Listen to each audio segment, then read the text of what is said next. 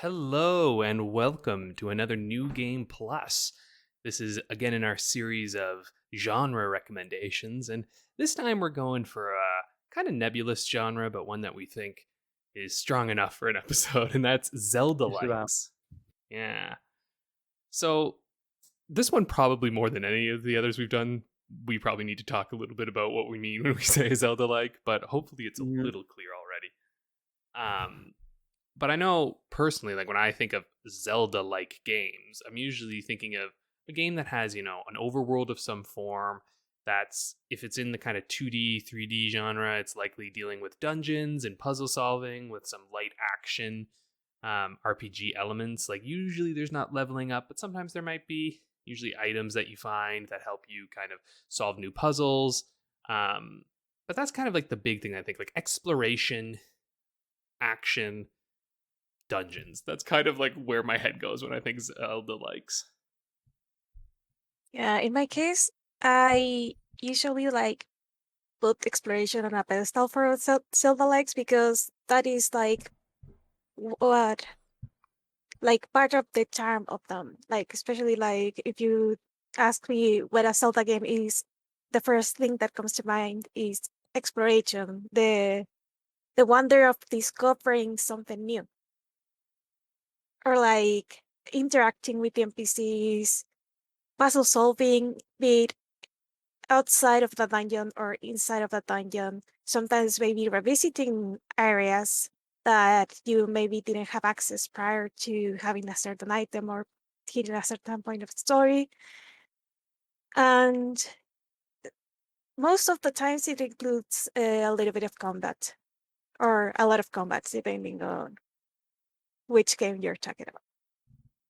Yeah, I think for me, and this is kind of what you guys both alluded to, it's a combination of action combat and meaningful interaction with the environment outside of that combat. So generally, environmental puzzles.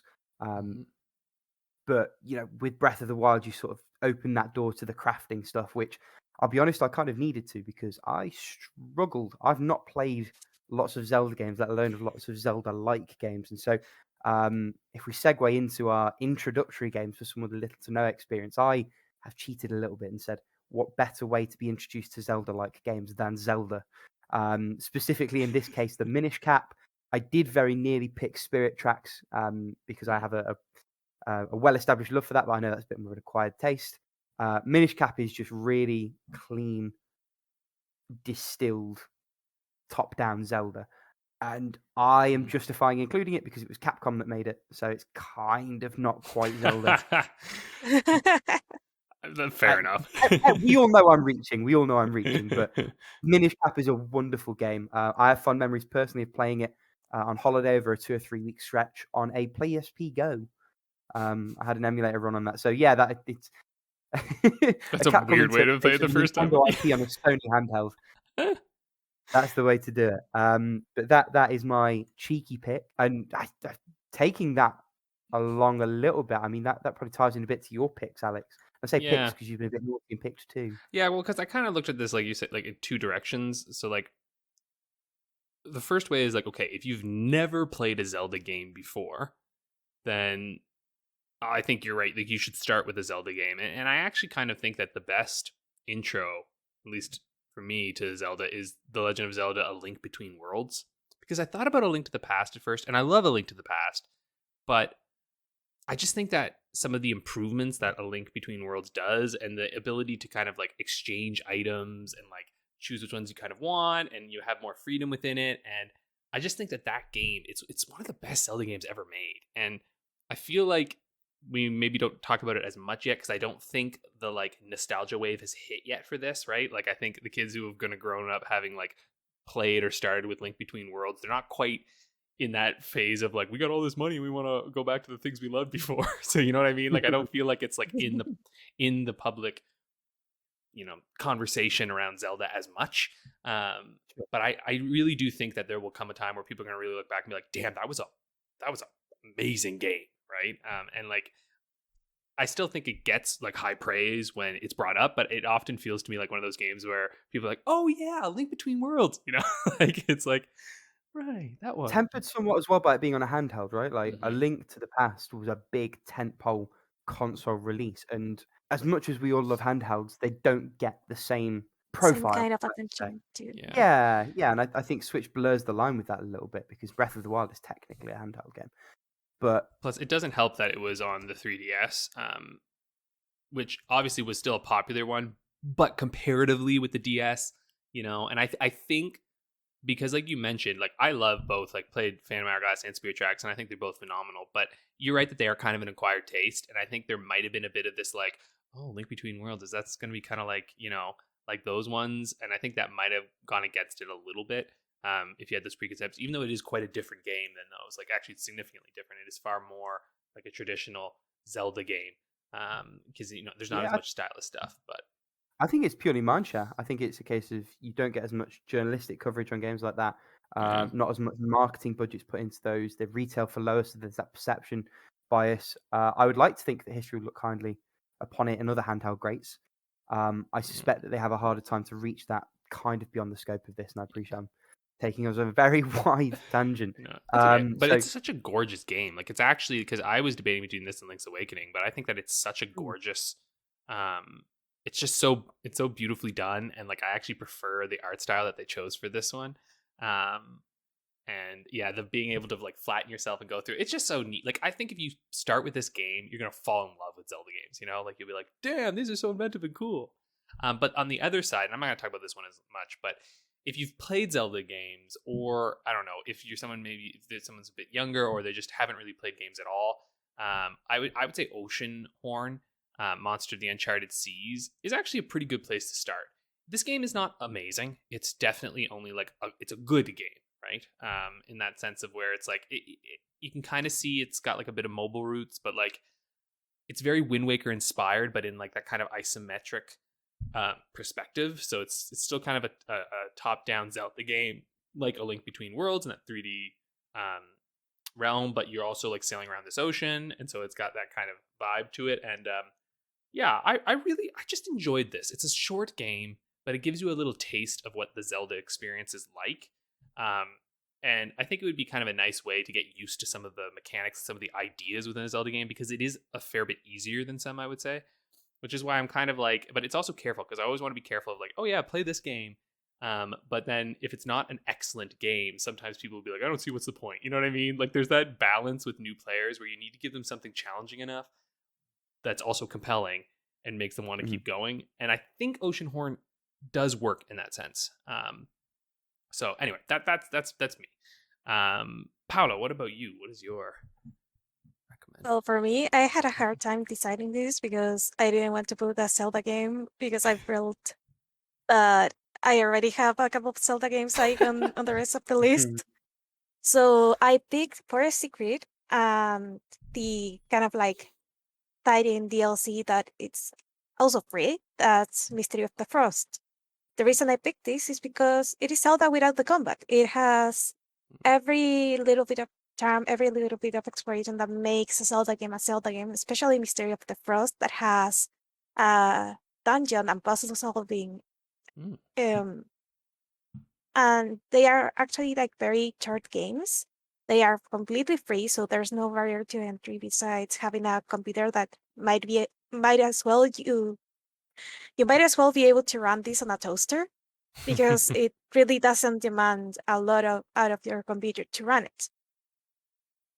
The the graphics are like they kind of look like they are not pixel art, but by the look of the lines, they kind of look like pixel art. I don't know. It's somewhere in between pixel art and hand drawn, Hmm. which is quite interesting art style to go with. And I don't know. It's just a very simple, very on the easier side, but it's still like I guess it relies on how charming it is to have you like keep on going. And even if you played Zelda games before, I think then you'll probably enjoy this more because there's quite a bit of references to some of the Zelda games. Hmm. And So that's my pick. Sorry, and this Go one's on ahead. itch.io, right? Yeah, it is on HIO. We actually talk about that on our Extravaganza episode. Thought I recognized it from somewhere. Yeah, Yeah. it was familiar. I was like, I think I know this one. Nice. Well, why don't we go on then to a foundational game, right? For some people who they've got some experience, they've played a few things, and now they're ready for something more. And I picked for this one, and I was a little torn because I kind of was thinking about picking this for the next category, but I think it fits here, and that's Chicory: A Colorful Tale, because I really find like this game, it feels to me like it borrows from all of the concepts from Zelda, and that you'll benefit from having a bit of a knowledge of how those types of games work within it, but that it introduces such interesting mechanics to it that for me it feels like a kind of game that's just like, if you're a little experienced, you're going to have an absolute blast with this, and you're going to get to see kind of a new take on Zelda, because that's something that I think like, I feel like I don't really, when I look for Zelda likes, I'm not really like looking for a game that is Zelda, right? Because I'm like, well, you can't beat that. Zelda does it, you know, and they do it the best. So I'm like, if you're gonna make one, I want to see you add something to it that makes it stand out from the crowd, right? And that for me really is Chicory, where it's like, yes, this has the Zelda trademarks to it, but really like the items I'm getting is just new things for my brush kind of deal, and it's like really adding something to it that Zelda's never done. And that is why for me, I'm like, yeah, this is like a foundational game for sure. And I know, Paula, you're coming out into this one soon. I know, Rick, you played it already, but I was getting Didn't love it the same way you did, Yeah. but I think a lot of that is me. Yeah, you just reminded me. I have to ask my sister for her tablet because mine kind of died, and I want to be able to draw and paint pretty things. But yeah, I definitely see the appeal, but I didn't really. I don't know if you said it before. I'm sorry if you did, but I didn't really have this one on my radar as a Zelda like. So Well, when you play it, I'm yeah, kind of you'll happy. realize it is Yeah, very much a Zelda like. yeah. That kind of like tickles my interest over there. But mind if I jump in? Go Yeah. ahead. Okay, this one I haven't finished yet, so maybe my opinion will change long after this podcast gets posted. But for me, it would be Tunic because it has that exploration core, like in a way, like in a very close way where the other Zelda games do, but also in a way that I guess other games like Dark Souls do. In the I'm sorry to bring up Dark Souls, but So you went there. it isn't. I went there. It isn't afraid. The game isn't afraid to have a very useful or powerful item like very out of the way, like in the way other games do. Like as I already said, you could go without your sword like for the whole game, and you might not even need it, or will find it more challenging because of it. So again, this game is very challenging. Mm-hmm. I haven't found like the first few bosses yet, but I found like an overworld enemy that sent me back to the last statue I visited, and I had to go grab my money when like where I died and died again. So there goes my money. But Well, it doesn't take all your money at I least, don't know. though. Like, it's only a little bit of it. Yeah, the release. If it was actually like there's that took all your money or currency or whatever, I would be like no. But either way, the game is again has that kind of like Zelda like charm. It has even like the little manual that we talked about previously, and that is very reminiscent of the Zelda 1 manual down to the art style. And I think if you like the games that don't really hold your hand at all, or that don't really tell you where to go, but at the same time they guide you through the game without any words at all, then you'll definitely like this one, because right now there's a lot of games, Zelda included sometimes, that really Skyward Sword. like yeah straight roll you into like this very specific path of or way of doing things. Mhm. While here it is very free in that regard. Yeah. I'm not saying much on this Very one because I'm going to cool. talk about it later, but I very much agree with what you're saying. And sorry, go ahead, Rick. Yeah, by all means, I am making a last minute switch, so you guys are going to be a little Ooh. bit thrown by what's happening on the note as we talk about it. I have nostalgia goggles for a game called Brave the Search for Spirit Dancer. I had another quick look because I started to doubt myself, and it isn't really a Zelda-like. It's more like an action RPG kind of thing. Ah. I want to talk instead about a game that was going to fall under a later category. That is Solatarobo Red the Hunter. Hmm. This is very much more a Zelda-like. It's more quest orientated. It's a little bit more whimsical. The combat is a bit more varied as well. It's definitely button mashy, but it's like timing based. So a lot of it's around grappling and throwing your enemies around. This is a game that kind of flew under the radar on the DS. It released late in its life, and if I remember correctly, it got quite a limited release in the West. But it is well worth seeking out, particularly if you are sailing the seven seas to find it. The North American version, which had all of the Wi-Fi quests included on chip. Just a wonderful game, full of heart, full of charm, surprisingly good looking for the DS, and makes a lot of use of what could have been a very limiting combat mechanic. This is probably picked more than any other that shows my limited knowledge of this genre of games, but it's a good excuse to pull an obscure pick out and put it up for your consideration, lovely listeners at home. Speaking of interesting games being pulled at random, our next topic is the interesting take on the genre. And you're cheating a little bit again here, aren't you, Alex? Just a I little don't bit. think this is cheating. I think this is Tiny bit. genuinely interesting take because this isn't made by Nintendo at all. Using Cadence of Hyrule because ultimately this is more like, to me, this is such an interesting case and interesting take because you've got an indie studio who develops a game, Crypt of the Necrodancer, which is brutally difficult and not really that Zelda-like. Like when you play that game, there's not a lot of Zelda elements in it. Like it's not a game that you would play and think like, this would make a great Zelda game. You're like, no, I never thought that when I first played it. It was very roguelite, quite intense. And then I can't remember how this happened. I'm not even really sure. I think they approached Nintendo or something along those lines, but Nintendo's like, yeah, you can make a game using the Zelda IP. And I'm like, what? Like that is honestly kind of wild. And I know that they've, sent out games to different companies and stuff before, but usually it's like, okay, Capcom, you're going to make some of our handheld games, right? And like, but it's Capcom, you know what I mean? Like, they got a real good track record.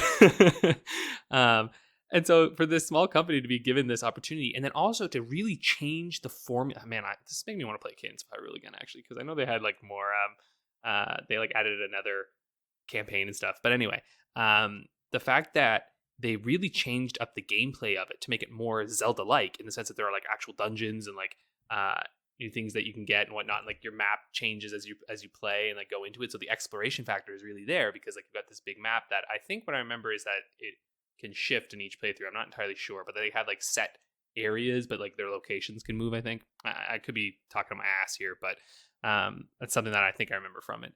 And the fact that like the movement is based on the rhythm as you're going along, so you move to the rhythm of these Zelda songs, which is like amazing because we all know those are some of the best music out there for games.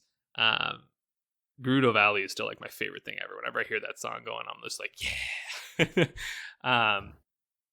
And so yeah, it's technically in the Zelda world, but if you jump into this, it's very much not a Zelda game, I guess, even though it is Zelda-like, which is, if that makes any sense at all, but it's got the DNA, just it's so completely different. It's more rhythm game.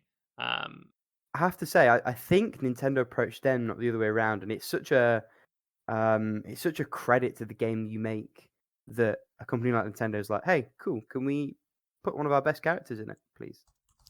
Yeah, like I know that kind of blows my mind. Nintendo was into it. I know it's kind of wild. Well, because let me see here. I want to check. Yeah, no, they approached them. Oh, okay. Because they Who's they and basically who's them? said they're a Vancouver-based studio. So this is the Ryan Clark, who's the founder of the Brace Yourself Games, which developed it, and they were thinking about its next project for the Switch, and they thought it would be cool to have Zelda characters in Necrodancer as downloadable content, right? Right. So yeah, they actually were like super, super interested, and then they were just like, well, why don't you make a game instead? Like, which I feel like the company was like, that is not at all what we expected, right? Like, I feel like, you come in, it's only their second release, right? And I have to say, it's like, it is, look, Crypt of the Necrodancer is a great game, but this is significantly better than Crypt of the Necrodancer. And I mean that only in like the Risk of Rain sense. I think we were playing a game talking about playing Risk of Rain the other day, and like how the first game is great, but the second game is just so much more amazing. And like that's the case here, where it's like first game, excellent. Second game, holy shit, this is incredible.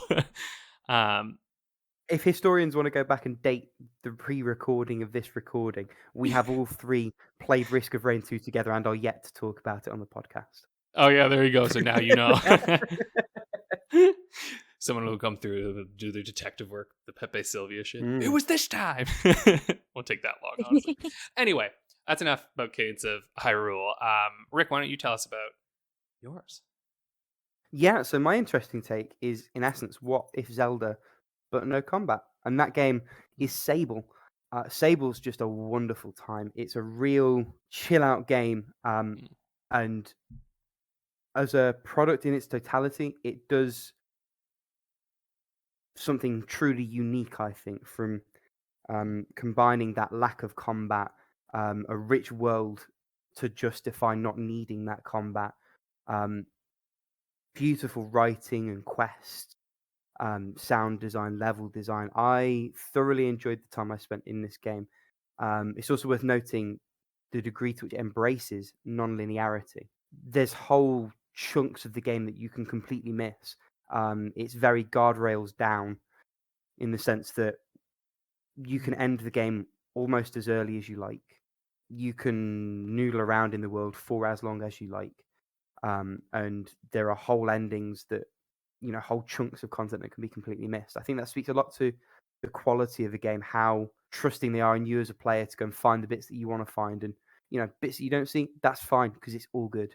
And Sable is all good. In a market which, less so than it used to be, but combat is a big focus in most games. Particularly most sort of 3D open world games on a scale of this. And it's really nice to play something that mixes it up a little bit. And I think if you're someone who likes those games anyway, even with the combat, it's a great. Let me rephrase that sentence. It makes you engage with the game in a very different way when the combat portion of it isn't there anymore, and you have to pay more attention to what's going on. And I think that's what's so compelling about this, and so interesting about this take on the genre. Tie it back in. Yeah, Paula, go ahead. Okay, so after deliberating a lot, my pick for this category is Okami. Because, okay, so at first glance, you would think it would be like, for example, Twilight Princess, but you always get to be a wolf. But it is way more than that, in the sense that, first of all, you are not a simple wolf, you're Amaterasu, the goddess of sun. But also, you have the power, like, to, I wanna say you can use the wolf's tail as a brush and actually, like, I guess, paint on the screen and activate like certain powers, like making flowers bloom or or slashing at enemies or stuff like that. I haven't finished this game. I actually started it all the way on the Wii era, and I do remember playing quite a bit of it on my Wii U. Hello to maybe other 5 people who own a Wii U, but and I tried to play it on PS4, and now I own it on Switch. So maybe you'll hear more of my ramblings about this game on the podcast very soon or soon-ish. But the thing about Okami is that it has this unique charm, like it is imbued on Japanese folk stories, Japanese culture in a way that no other games are. Like if you think of a like very famous folk story, it's probably represented rather faithfully on the game. And that gives it like its own identity almost. Plus the art style. I haven't seen any other game like with quite that art style before, where everything looks to be like hand painted with a Japanese brush. So from the art style to the combat to the actual use of the brush in game, I think this to me was like one of the most interesting takes of the genre. Yeah, I have beaten this one. It was on my list, but I saw you had it, so I was like, you know what? I'll choose a different one here so I can talk about this one later. But yeah, I beat this one on the Switch, and I agree with you. I think what's interesting about this game, like you're mentioning, is the Japanese influence. It's like Zelda is very clearly influenced by Japanese folklore, but it's more subtle, right? And I feel like Okami is very much just overt and like it's the main element of the game, right? Like it's just very Mhm. clearly based on Japanese folklore, and isn't shy about it at all. Whereas Zelda feels sometimes like it's flirting with Japanese folklore, and like there'll be little things where you're like, oh, that's kind of like, oh, okay, and like you learn later. Whereas in this game, you're like, no, no, no, that is the core of it. But I should also mention that it's not, it won't, you won't be confused by it. Like they do a very good job of getting the story across to you and getting you acquainted with that world. It's just that if you have more knowledge of Japanese folklore, you might get deeper meanings, right? Or you may recognize things a little bit quicker. But I also think that's part of what makes it so much fun is that you're very much experiencing a cultural artifact in a lot of ways, right? Like it's like, okay, this is actually a very unique game, and it's hella fun. Like honestly, it's one of the big things. It's and like the brush mechanics are super fun. I imagine that was great on the Wii using the friggin' motion controls for it. Yeah. It certainly was in the brief bit I played. Yeah. Yeah, it's not great on Switch for that because like you can technically use the touchscreen, but I mean you're not gonna do that shit. You're mostly just gonna draw it because like you don't want to take your hand off but they made it simple enough that it works anyway. And there's a DS game if you want to play too. Okami Oh Den. yeah, Yeah. Okami then. The Which tragic I've thing never is, I own touched. both and have not played more than an hour of either. I know Okami to me is fascinating. It's a game that I also tried to get into a couple times, and then it finally clicked one day. And I think it's because I had a commute, so I could actually play it in like chunks. It's like Zelda games, like Ocarina of Time, Majora's Mask, all these games. They're intimidating. There's a lot to them. You can't really start and stop because when you stop in a Zelda game, you're like, You lose fuck. everything, yeah. Yeah. And Okami is definitely like that. If you stop and you try to go back, it's game over, son. You're never gonna remember where you were. Cool. Well, why don't we move on then to our current definitive modern interpretation? And Rick? Why don't you start us off for this one? Sure thing. So my definitive interpretation, and again, heavy caveat, I've not played many of these games. This is the definitive interpretation of the ones that I've played. And a game that I absolutely loved is East 8 Lacrimosa of Dana. Definitely leans more on the action side than the RPG side. There is a very robust crafting mechanic. There's a lot of sort of NPCs to talk to, quests given to you by them. But the main focus really is the combat, and the combat is incredibly good. The East games, really with East 7, and then the remake of 4, and again with this 8, have found a formula that works. Combat that feels good, a loop that is satisfying with harvesting drops from those enemies, moving them back into other components of the story, having a vibrant world to explore. It's a great one. I've heard the Switch port is pretty garbage, but weirdly enough, the Vita version, which I played, is smooth throughout. as supposedly are all the other versions of this game. Yeah, it's very it when you go and look at sort of a trailer or a couple of screenshots or kind of thing, like it is what it looks like. It's really good action heavy role playing. Yeah. Definitely hews close to the Zelda mold without really feeling like a Zelda game. As I say, it's much more actiony than puzzly. I tend to find that Zelda games lean a bit more in the other direction, Yeah. but still a 10 out of 10, still an excellent game. And for me, a must play from the last gen of gaming. Nice. Paula, what about you? You got two, I'd say, cheats on here. Let's- Big cheat. Yeah, this is probably me cheating. Part of me being a fangirl, and also me not really having played a lot of Zelda likes that really that aren't Zelda. that aren't Zelda, but also that they I don't know that it feels like yeah, this is it. So honorable mentions to Majora's Mask because that is by far my favorite Zelda game. But there's a couple of things that well, both versions have their pros and cons. Like the 3DS version would be perfect if not for a couple of things that we talked about before. But and but between you being able to change form with the transformation mask, having all these other masks to aid on your quest, and also like using the ocarina of time in a way that is more like front and center than in um ocarina of time. There's so many things that you can do and so many ways you can explore the world that it is almost overwhelming.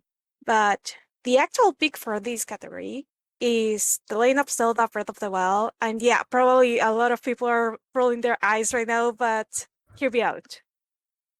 As I already said, for me, exploration is paramount on this kind of game. And even though in Majora's Mask you are able to explore the world is a lot smaller, but it has like a lot of hidden stuff on there. The thing about the world in Breath of the Wild is that on replays, you can still find something new. Like, and I put hundreds and hundreds of hours on these games. I speak you from have. experience saying, yeah, I speak from experience saying that, like, even that time isn't nearly enough to see like what like everything the game has to offer in a way. Like you always find new little details, new like stories about NPCs camping between the guardians on the castle or anything silly like that.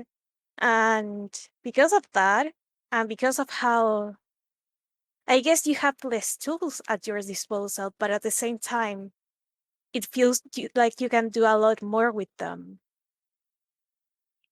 And in a way that maybe the developers didn't quite foresee.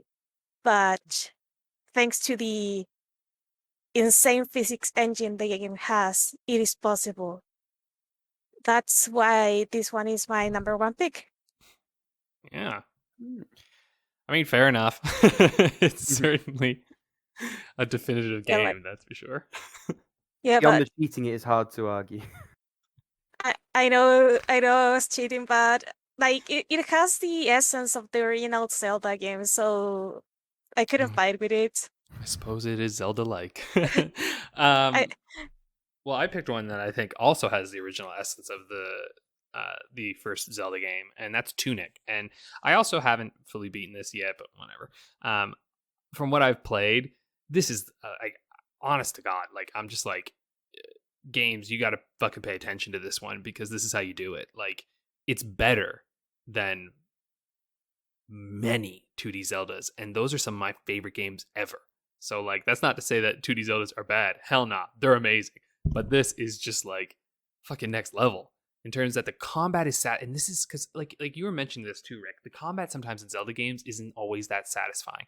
Playing through Majora's Mask right now, the combat's shit. I'm just sorry, it's not good. Like it's serviceable, but that world, the exploration, the stories in it, that's the real highlight of those games. And then solving the puzzles of the dungeons. But whenever you get into a fight, some of the boss fights are fun. But whenever you get into a fight in general, it is what it is, you know. It's It Z is the waiting targeting. game. Yeah, it's a waiting game, and I'm like, that's not fucking fun. Now the new masks do let you do fun things. I love punching as the Goron. That's great. But ultimately, at the end of the day, I don't think you talk to someone in Majora's Mask and they're like, "Oh man, my favorite part of that game, the combat." You know, like that's. Yeah, I've never heard a single Yeah. person say that. But Tunic manages to create compelling, challenging combat, along with awesome puzzle solving and some of the greatest exploration I have ever seen in a game. The way that you just like suddenly discover that part was connected and you didn't know is brilliant. And like, because I remember there's one particular thing I found, like I'm not going to spoil for anything, but basically it involves like a secret entrance that is like right near the start of the game that I had no idea I could have gotten a really, really valuable item super quickly and just did not get it. And I was like, what? Oh my God. Because I got it in the proper order. But if you were to start the game again, you could easily go in and get some of the best equipment that you need for the game, like right away. And you would just have it in that. And you're like, there we go, all good.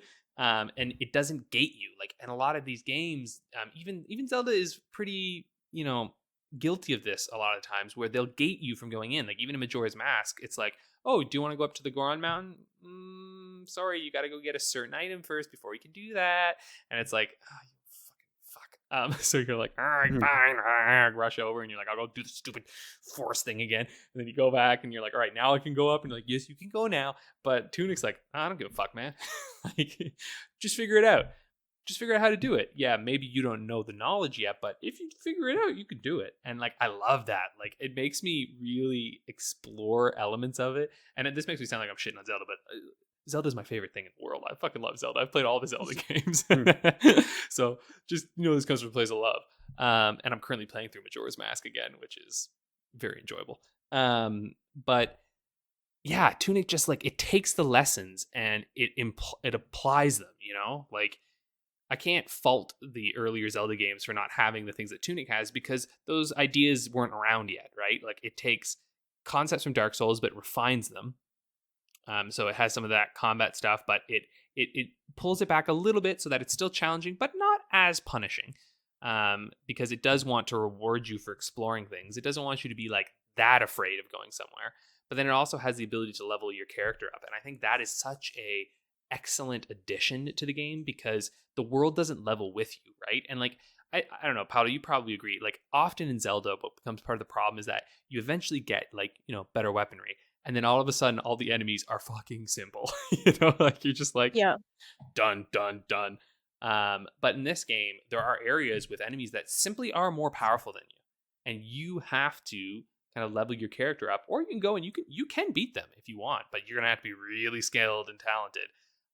Or you can level yourself up and then go challenge them. And it's nice because without that, you know, it does make it feel like there are parts of the world that are frightening and dangerous. But if you prepare yourself properly and make your way through, you can go and do it. And I went through an area in Tunic that I was clearly not supposed to go into, but it let me do it. And I got a bunch of stuff for doing that. And I was like, cool. You know, it's like,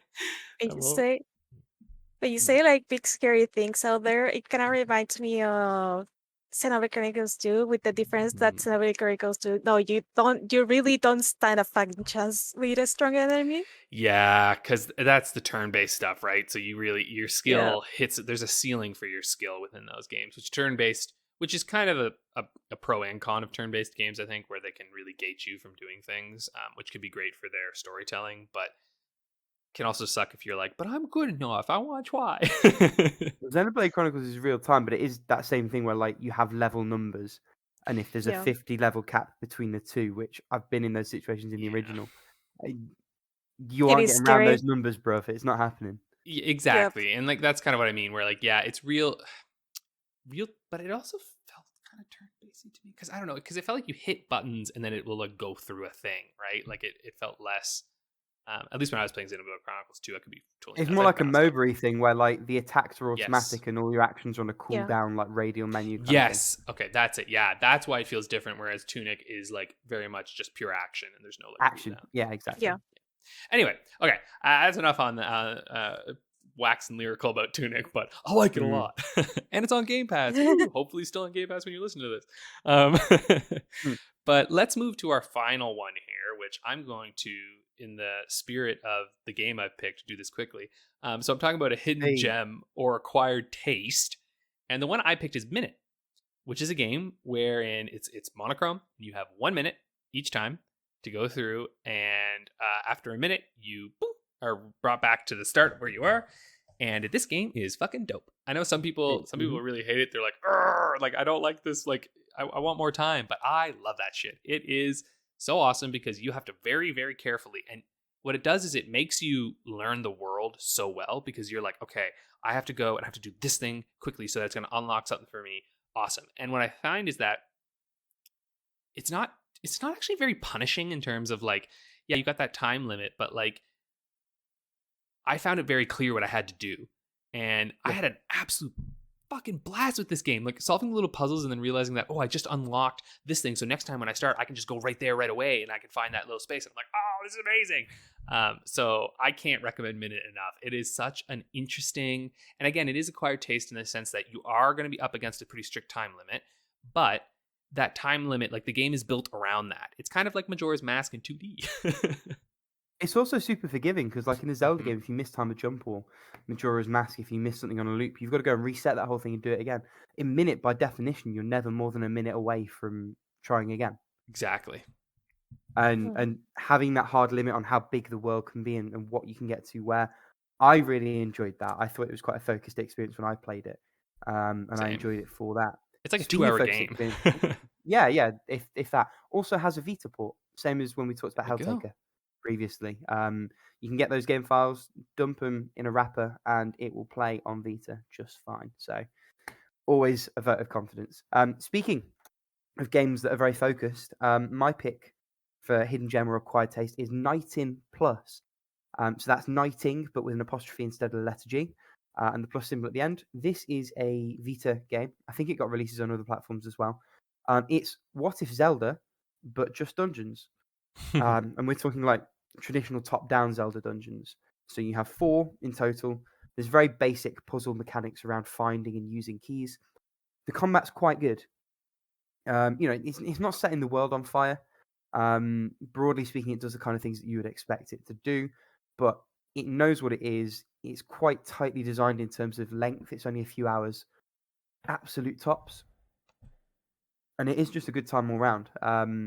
There's nothing bad about it, even if there's nothing incredible about it. It's a good 2-3 hour time. And if you're someone that likes the combat of those, it's right up your alley, yeah? I was going to say, it's a perfect pick because even on How Long to Beat, it describes it as a little Zelda-like adventure. So, nice. Pretty much. Yeah, there you go. Yeah, for And me, there you go. Kamiko, Paula. Oh, good rhyme. That's So I good. actually have 2 picks for this one: a hidden gem and an acquired taste. The hidden gem in particular is Kamiko because this actually came out near the release of the Switch, if not like at release date. And it is a top-down Zelda-like experience with pixel art, and you can choose between 3 different characters. I remember one having a sword, one having bow and arrow, and I think the third one had a spear, but don't quote me on that. Sword and I shield. didn't play all. It was big sword and shield, bow and arrow. Oh, thank you, Rick. That's Big all right. sword, shield, and bow and arrow. And I did play with methinks it was the sword and shield because I kind of wanted like a more traditional experience with that one.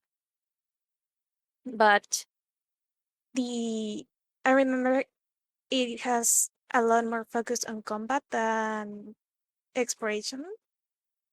But I also remember it like feeling like, oh, this is kind of like a Zelda game because it also has like all these little like puzzles that aren't really complex but are there like to enhance the experience.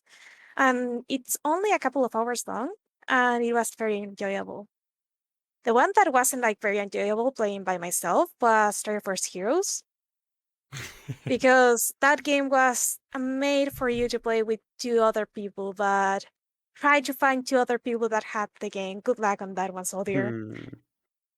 And this one is more of an acquired taste. I almost finished the game, but I got stuck on a boss because I had to like. I don't know. I don't think anyone cares about spoilers for this one, but it was like a giant fucking snake, an ice snake in an ice level, and the floor was slippery, and that pretty much broke me because I had to manage 3 links on a nice level, trying to get the attention of the snake with one and trying to hit the tail of the snake with one of the other links. And that didn't go well at all. So on the other hand, I did play at the very least like the beginning stages of the game with my boyfriend and a friend.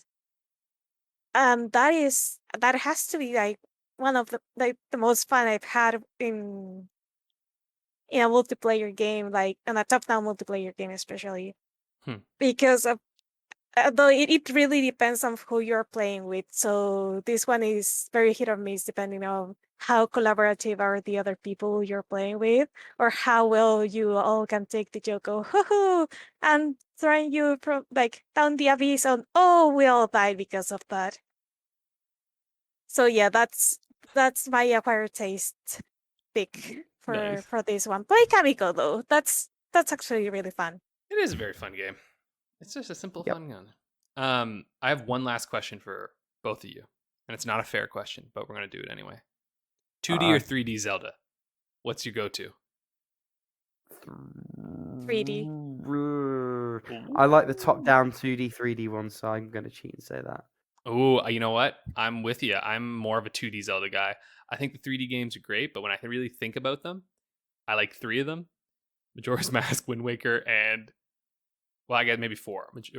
Actually, really, technically, Wind Waker, Twilight Princess, and Breath of the Wild are the 3 that I'm like, yeah, awesome. And then I'm like, Majora's Mask is fun, but dated. Don't really give a shit about Skyward Sword. No Ocarina of Time can die in a fire. So like, really, I'm just like, it's not fun to play. It's not fun to play. I agree. Anymore. I'm on record as saying that. I've tried like 4 times and none of them work. Every single 2D Zelda game I've played is enjoyable. I mean, maybe the fucking side-scrolly Zelda 2 is different, whatever.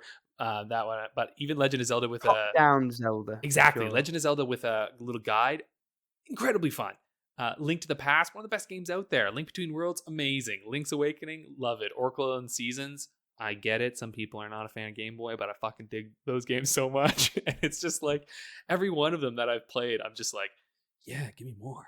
Give me more. Spirit Tracks, 10 out of 10 is rated on the platform.